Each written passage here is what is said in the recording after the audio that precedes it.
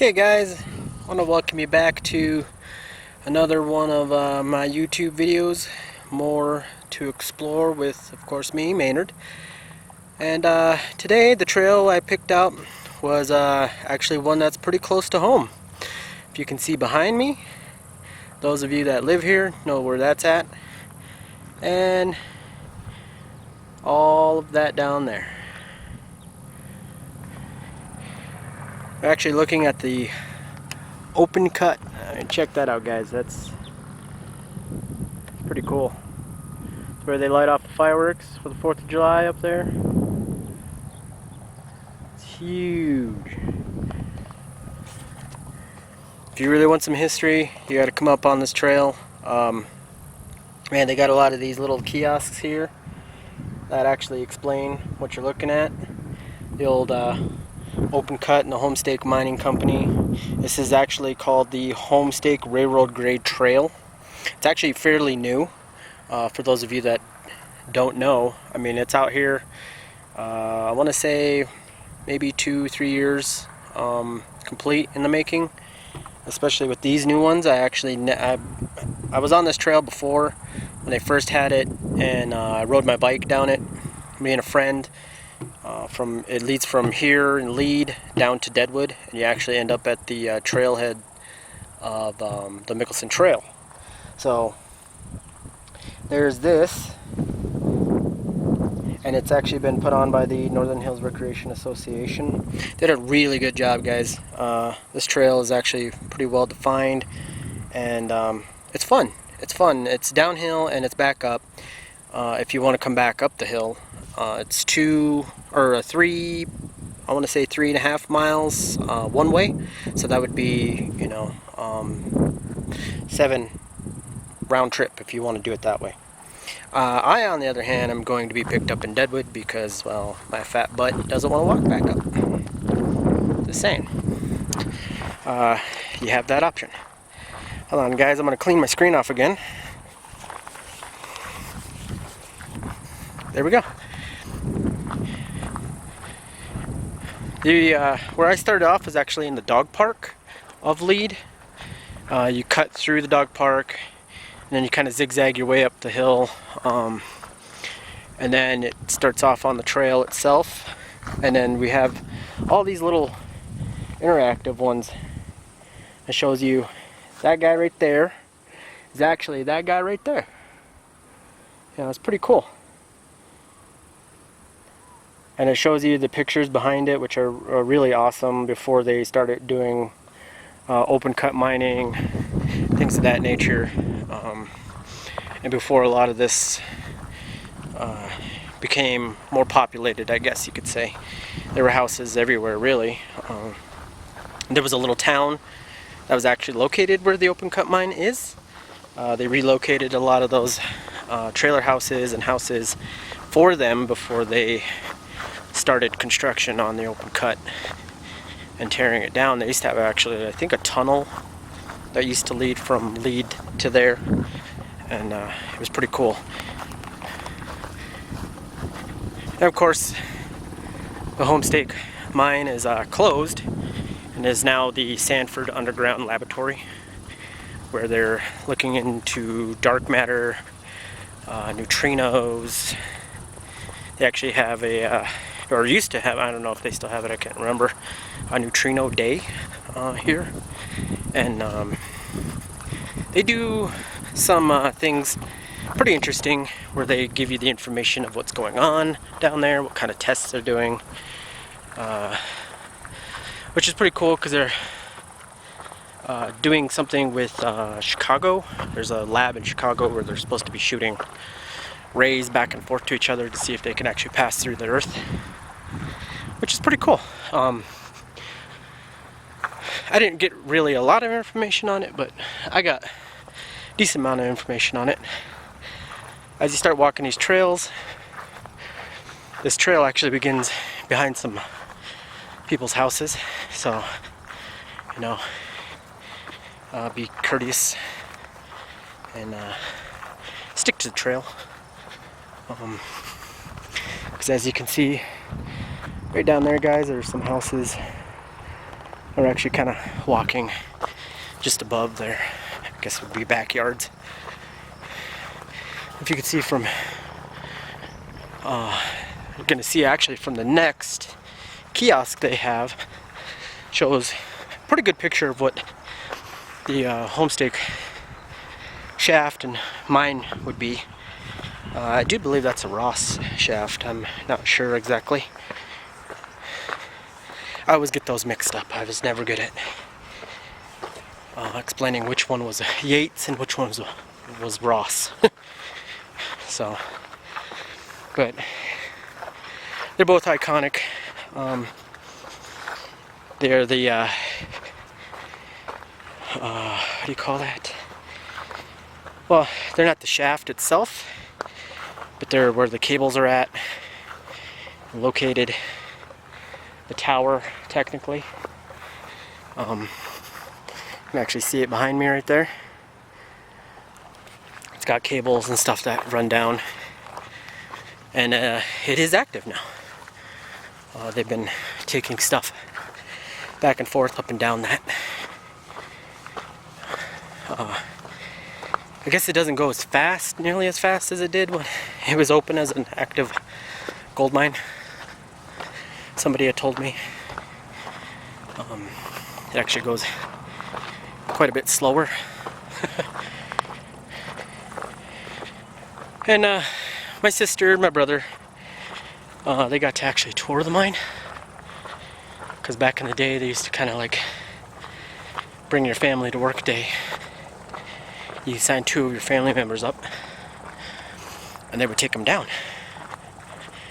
and show them the conditions that you worked in and things of that nature. My sister and my brother got to go. I didn't, because of course I was pretty young. And they didn't allow kids my age to go down there. So, but by the time I was old enough, the mine had closed, so kind of missed my shot on seeing that, unless I get a job with them.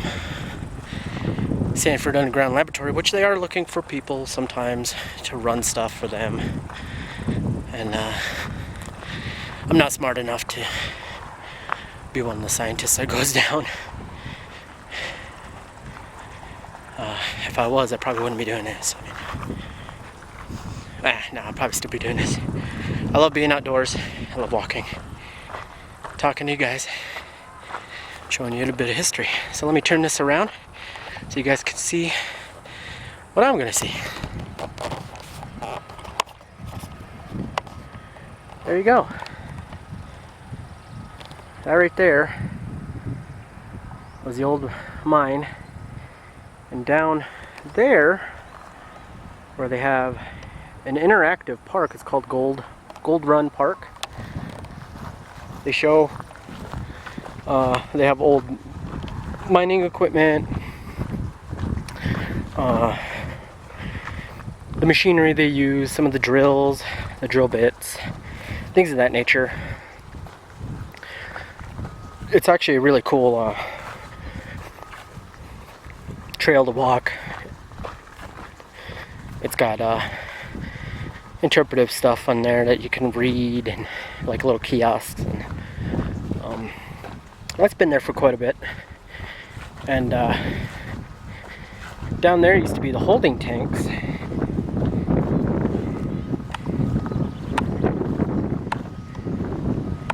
That used to be down there. And now really they can't really build anything on there. It's gonna take a couple of years to actually be considered safe for people to actually build on it or live on it. And I think that was because it was like the old extraction area where the refinery was. But yeah, this is a nice little trail to walk. Oops, nice little trail to walk for the interpretive side of things. I mean, you can learn a lot of history.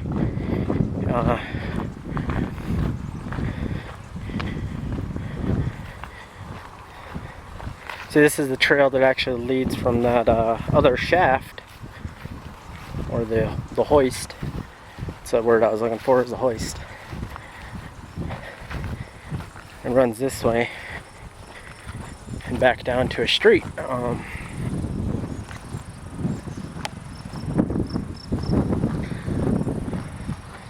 you get to see a lot of cool things.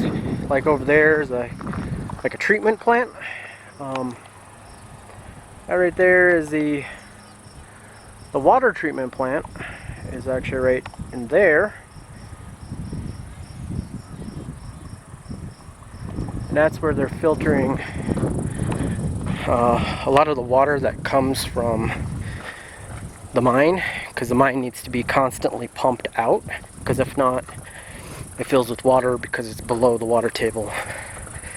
And so in order to access the lower levels, it needs to be pumped out constantly. And there's an actual holding tank up there that where when the water comes out, it sets in, because it's over 100 degrees when it comes out. You know, it's coming down from the deepest parts of the earth. It's already heated up. And yeah, it's like can't remember how many 120, I think, maybe 130, or even I think it's actually warmer than that. But you know, it goes in a holding tank, and then it gets pumped over to that water treatment plant, and then it's pushed through like this large sock that's filled with sand, which is pretty cool, because it's the large sock with the sand in it eventually turns like a rusty color of red, because of all the old mining equipment down there is actually kind of just rusting away. Because when the mine closed, they just left it all. They were like, well, it's just cheaper to close up the mine and leave than to pay somebody to bring it all out. So they just did exactly that. Closed up doors and locked everything and left everything right where it was at. So you have miles and miles of track, and you have old machinery down there. Speaking of railroad track, there's a piece right there.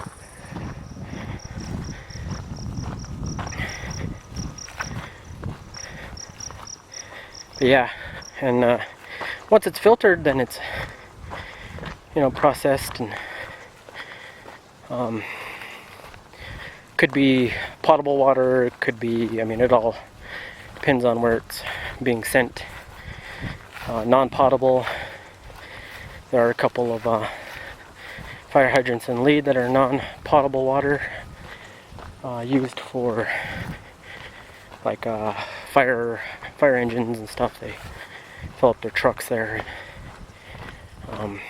City of Lead fills up their water tanker for the cleaning of the streets. So all that stuff eventually makes it back to the stream, the aquifers, and gets put back technically into nature. So it's a ever revolving door.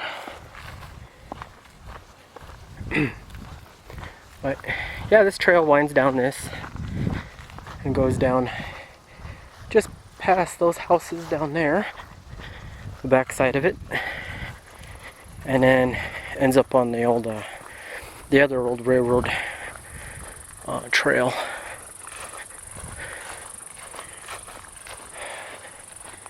So once I get down there, I will turn you guys back on and let you see that. So we'll see you in a bit. Okay guys, welcome back. I'm just walking down on where the trail actually meets another railroad grade. This one actually leads all the way back around this hill, this huge hill here, and ends up coming out by Central City. So So it's one of the old railroad grades for that. So old trains used to cruise up on that from that direction. And I'm assuming it's probably coming from, there's a old road, a Cuddy Mine Road, that used to have a railroad track on it as well, and it comes from that direction. So there's many ways to get here, you know, and there's 2 ways to get to Lead. But yeah, I mean, now the road, I mean, opens up because it's an old railroad track, and you start walking through canyons like this that say stuff about the falling rock. Gotta be prepared for that, just in case it actually does give way and starts collapsing.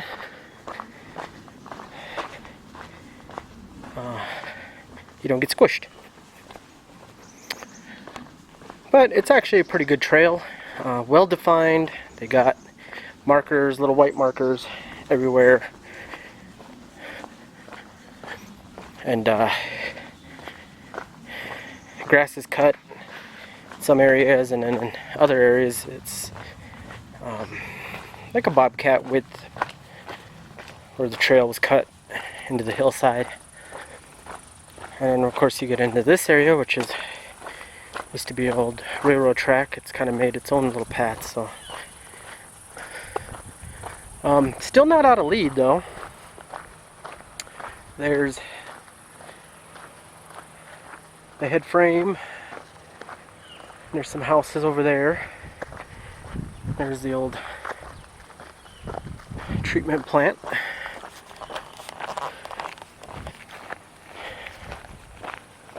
It's a little warm one out today. 80 some degrees, you know. Which ain't bad. If you watch my other videos, I also told you a little fun fact about Lead is that it's never been in triple digits. Might feel like that sometimes, but yeah, it's historically we've never hit 100 or over that. Probably gotten close, I'm not sure, but yeah, I think I mean the elevation kind of helps cool things down. So we're at a mile high, that's why they call it a mile high city. So we share something in common with Denver. And of course there are peaks that are well over that. There's a couple of the trails I want to take you guys on that have peaks that are well over that. But yeah, see, there's a sign saying steep hillsides, watch for falling rock and debris. So yeah, I wouldn't try climbing any of these rocks. I wouldn't try doing anything like that. I know some people try to be adventurous, or their kids try to be, and have a rock squish them, you know. But this pretty much stays this way until we meet the other part of the trail. And I will bring you guys back out for that. I'll let you see some of the views as I get closer towards Deadwood. So I'll catch you guys in a bit.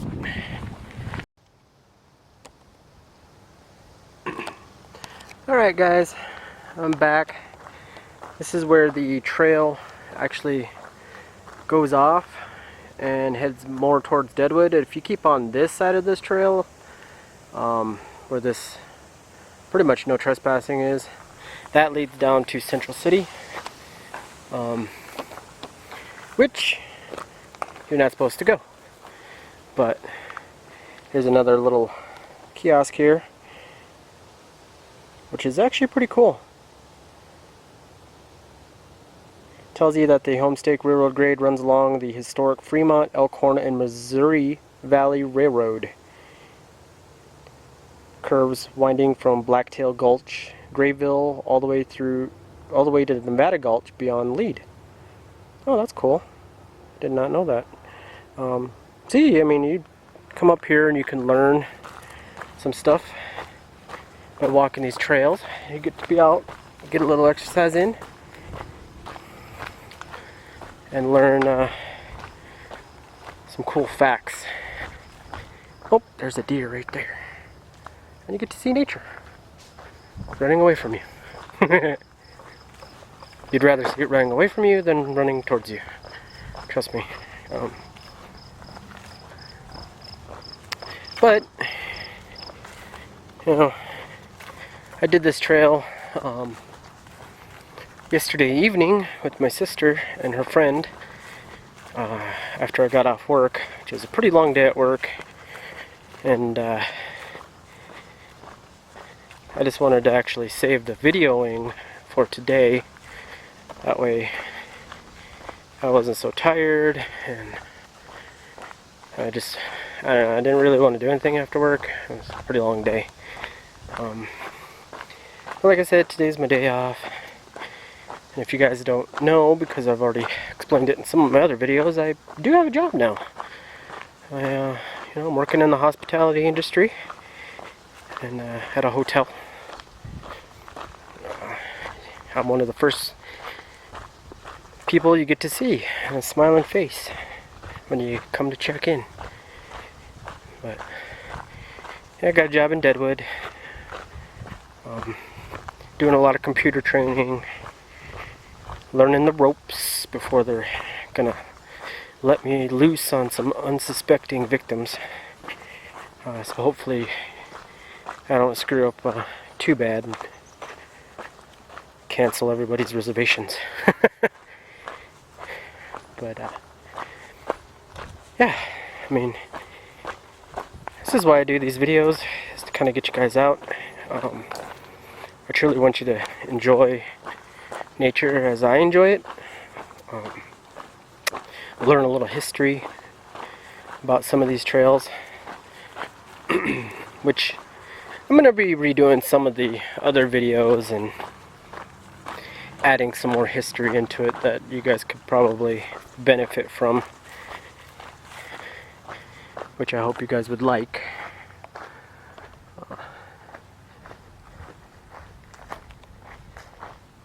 See, there's beauty all around us. All we have to do is stop and take a look.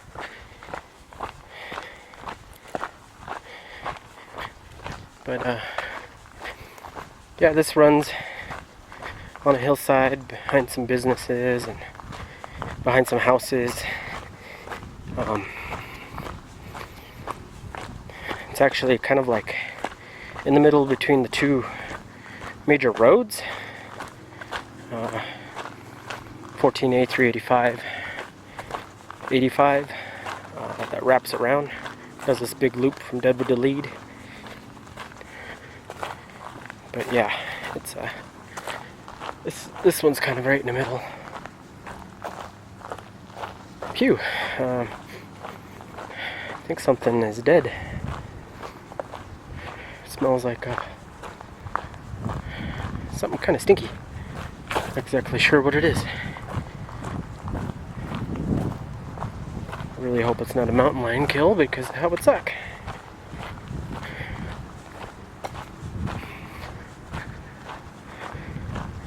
But yeah, so this area here will lead you down, and it actually comes up to another little kiosk. It kind of overlooks Deadwood itself and the hospital. Gives a little information about the hospital, and then another little kiosk that talks about the fire we had here that I talked about in one of my other videos. 2002, they had a fire, a Grizzly Gulch fire, that pretty much demolished all these hills on the side that you'll actually see here when I get up to the next kiosk. There's a huge fire. I mean, over 1,000 acres were burned, and took quite a while to get it put out. A lot of manpower, a lot of hours. We were relocated to Spearfish and ended up staying most of that as a mini vacay in the dorm rooms at Black Hill State University, which kind of sucked because you'd rather be at home. Yeah, all those hills out there were on fire. That's why there's no tree growth on any of it.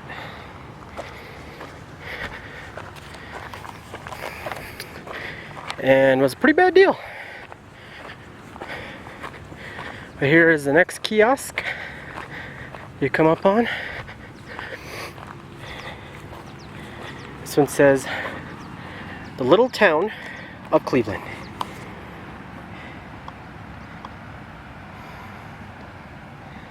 See, I think we're kind of up in like where the hill would be over there, because there's the hotel, or not the hotel, the hospital. St. Joseph's Hospital opened in 1879.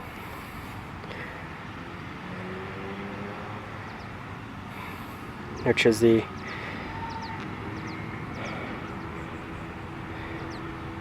Cliff Street, which is right down there. That's actually the street right there. And that is the hospital down there now.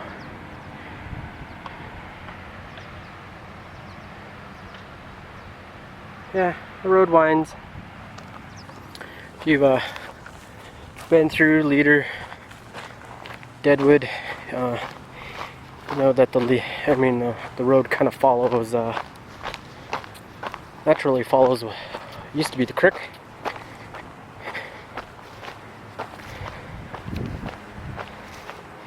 And stays down in the valley. But you know, I think all towns and most of the hills follow that same kind of design, following the creek and staying in the valley. And we get to enjoy the top of the hills and see picturesque views like that.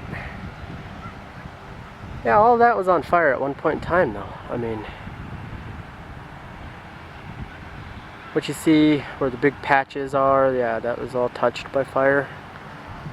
Had burned in some way. So, you know, Deadwood was pretty close to being engulfed in flames. And Lead, not so much. It kind of stayed to the east of Lead and the south of Lead. Some of the hills in that area are still regrowing trees as of this point. And that was almost 20 years ago. I mean, 19, 20, 21, so yeah, 17 years ago. But yeah, I guess that's one of the dangers of living in a forested area. I mean, I guess they also have prairie fires too. So, yeah, but the original town of Deadwood actually burned down once. I think the whole entire main street burned down. Because somebody had been burning paper, I think is what it was. And Main Street was destroyed. They rebuilt it, and into pretty much what you see today. They have a lot of casinos.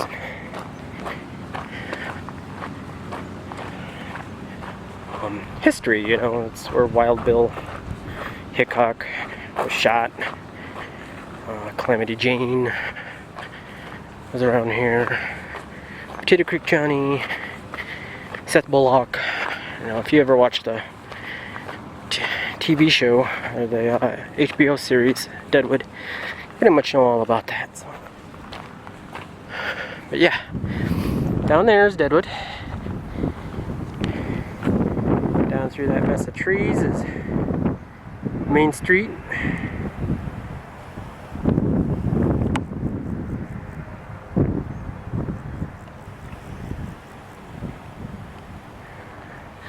And here's the kiosk about the fire. So if you just want to stop here and check this out, I mean, it's pretty cool. And it got a lot of interesting stuff on it. See a fire in 1879. And then of course the one in July 12, 2002. So if you want to read more about that, I mean, come on this hike. You can read all about it, or you can actually Google it probably and read about it that way too. Whatever floats your boat. This little section of the trail actually kind of winds up and down these little hills. A little more rougher trail. But it's alright. And we're going to get up to a point where it starts cutting downhill. And it's a pretty steep downhill. If you're coming from the other direction, I guess it'd be considered a pretty steep uphill. And then it zigzags back down the hill to the trailhead. So when I get closer to that section, I'll turn you guys back on and conclude this video. Alright, I'll see you guys in a bit. Okay guys, we're getting down to the bottom. Like I said, it kind of zigzags back and forth down this hill. And comes down. And you end up coming out behind some businesses and on the Mixon Trail. Noticed as I got lower though, and I'm getting closer to the creek, the amount of mosquitoes is starting to pick up. Killed a couple just kind of cruising on me, and ouch. Got bit on the back a couple times. A couple buzzed my face. But yeah, I got some mosquito spray in my arms and around my ears and my neck, but I didn't really spray it on my shirt.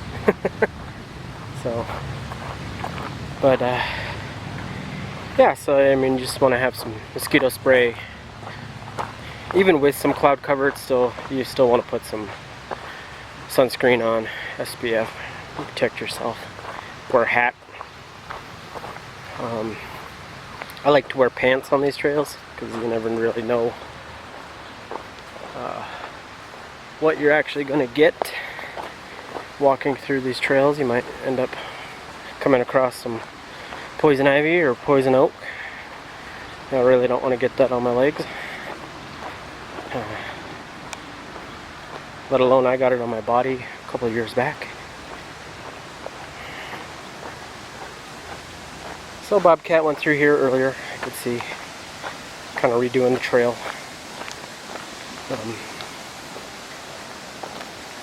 And we are at the end.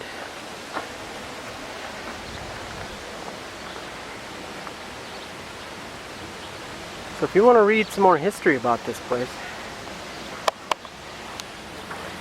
and read a lot of the kiosks, which really good, you know, interesting stuff that you would, you know, want to know. I mean, it's history buffs kind of a trail. Because you do get a lot of interesting things. You get to see a lot of good views. And if you come from Lead to Deadwood, it's actually a way easier hike. If you go from Deadwood to Lead, yeah, be prepared for quite a jaunt uphill to begin with, but after that it kind of smooths out, smooth sailing, and then at the end it's a little more uphill, but everything is pretty much rewarding on this trail. Like I said, it's fairly new, but they did a really good job on it. And you know, you guys gotta subscribe, man. Subscribe to this channel. Drop a comment, hit that like button, let me know I'm actually doing something right or doing something wrong. I mean, it's all really up to you guys on what I do. And share this video with anybody coming to the Black Hills, anybody that wants to know what it looks like, especially the Lead Deadwood area. If they want to have a nice fun hike, they could do that, and they know what to expect. So I'm gonna let you guys go, and I will see you guys on the trail later.